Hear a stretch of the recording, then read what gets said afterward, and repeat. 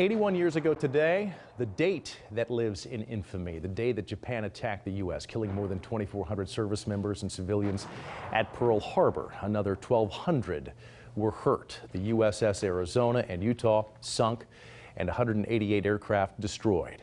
The unprovoked attack sent the U.S. into World War II as the U.S. declared war on Japan. Remembrance ceremonies held every single year. I want to bring in KSN's Jason Lamb now. And Jason's Wichita's Veterans Memorial Park. That was site of one of those ceremonies today. Yeah, Jeff, it's a date that you just never forget. Nope. December 7th, right? Over 200 of the greatest generation, American servicemen and women, including those who were at Pearl Harbor, they pass away every day. That's why a couple dozen veterans gathered at the Pearl Harbor Survivors Memorial for a brief ceremony. And now the Post 4 Honor Guard will render a rifle salute.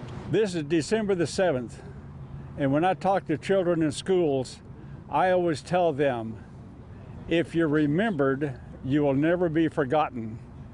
And this day in history should be remembered of what happened and the amount of carnage that happened that day.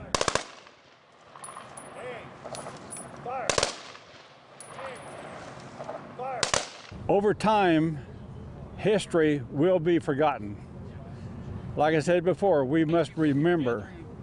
If there's just two of us that show up here on any December the 7th, that memory will be kept alive.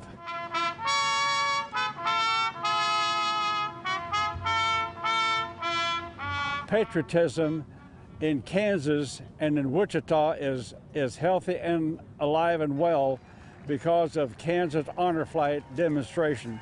The funds that these children raise and send to us to honor our men and women of Kansas, to send them on the Kansas Honor Flight.